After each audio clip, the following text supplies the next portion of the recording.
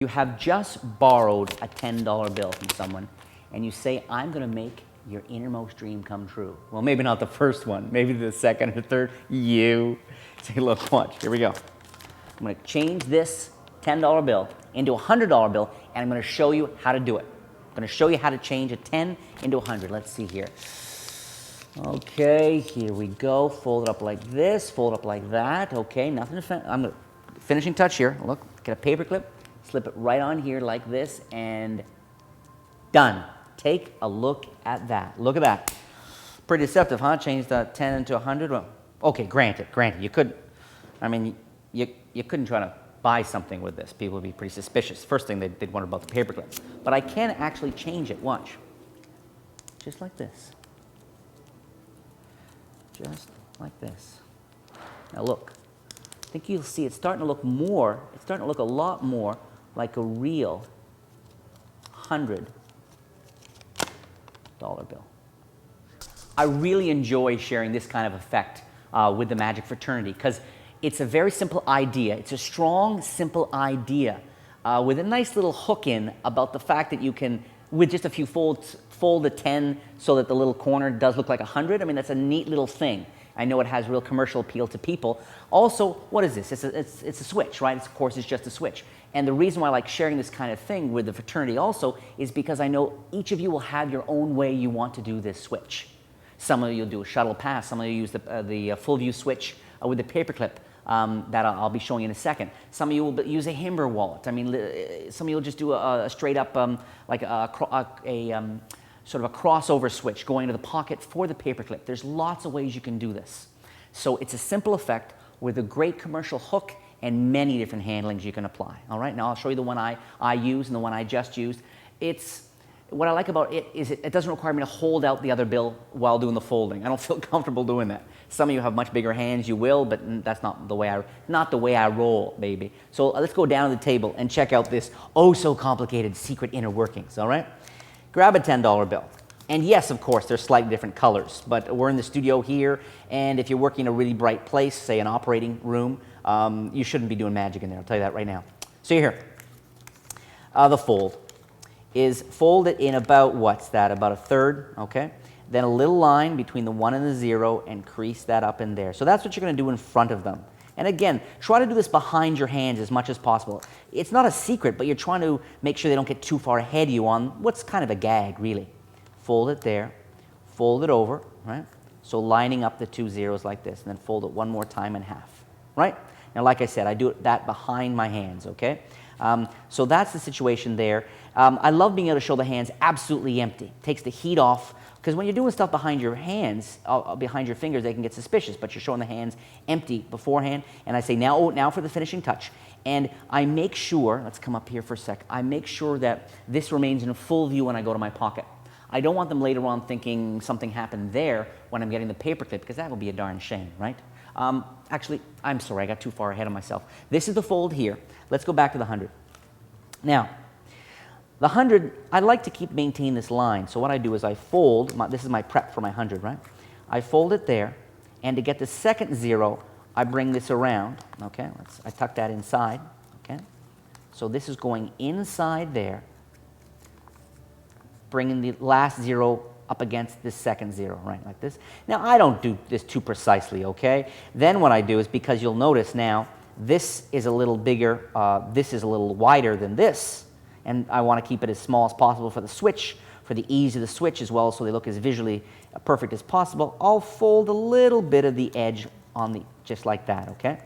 So now, they're about the same size, and even though they don't look visually perfect, I've been able to maintain that fold between the 2 zeros just in here, okay? I mean, there's probably 3 other ways you can do this. Then I fold that in half, all right? This is my prep. This is my little bundle, no big deal, okay? This is in my left pants pocket. I've got my paperclip, and go with a paperclip. I find that going with a paperclip, I want people to be able to see the props I'm using, right? If you use just an aluminum paperclip, the way the light hits it, it's not that visual. If you go with a colored paperclip, red or black or even white, the contrast really punches out. People can see that clearly, all right? This is in my right pants pocket. Okay, and incidentally, what I'll sometimes do is double duty. I'll have my folded card for paperclip, my effect paperclipped.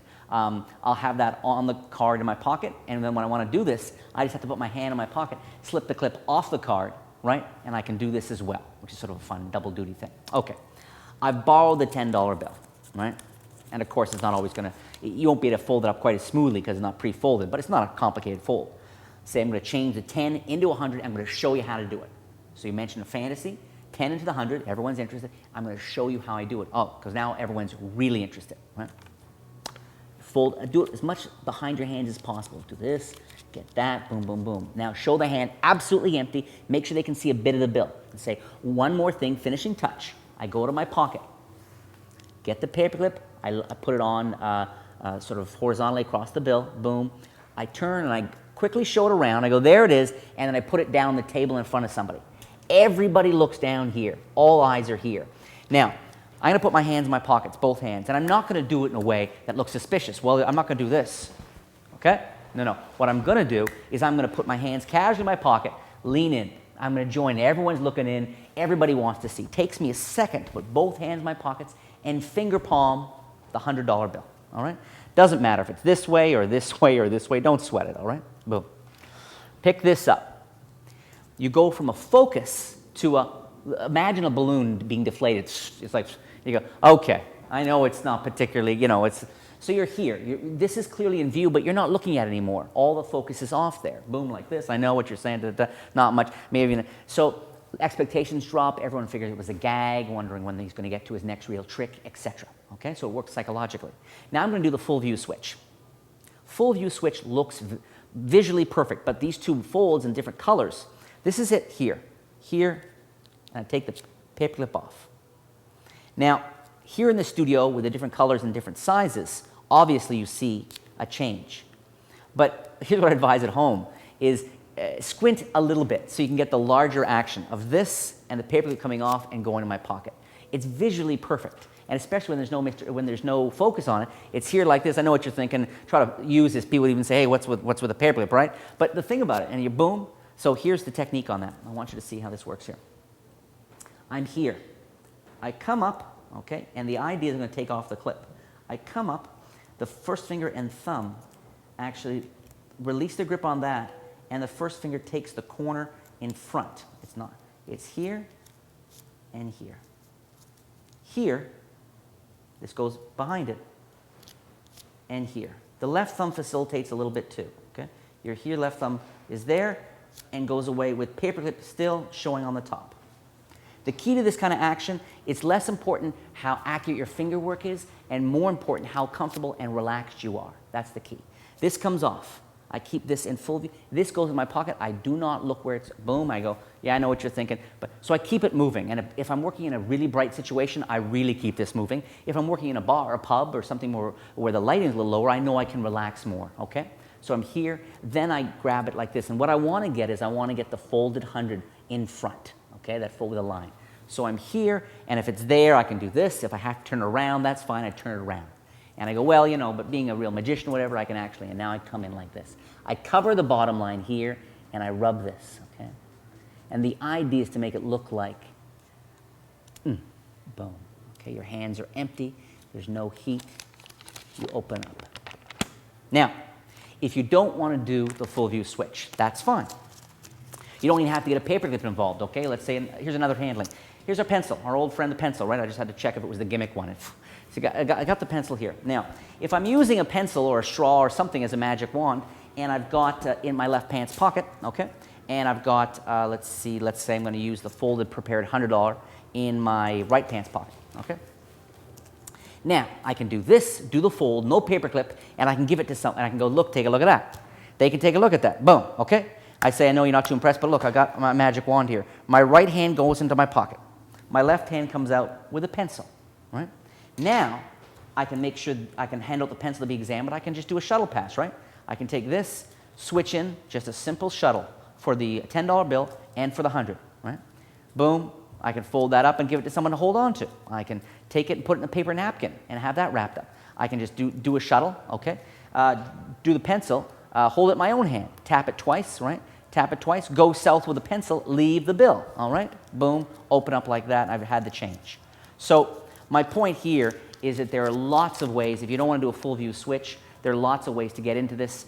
It's the idea of the thing and the image and the final super clean ending that makes this such a strong and practical piece of magic.